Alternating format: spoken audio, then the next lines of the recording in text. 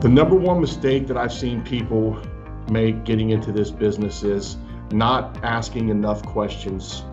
And when somebody comes into the business fresh out of owning a restaurant and a laundry are totally different.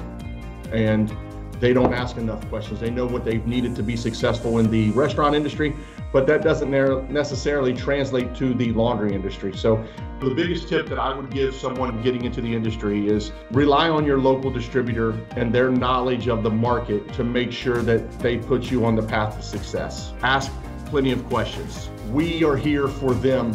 And I like to tell people, let us be your laundry partner. Let us help you be successful, because if you're successful, then we're successful.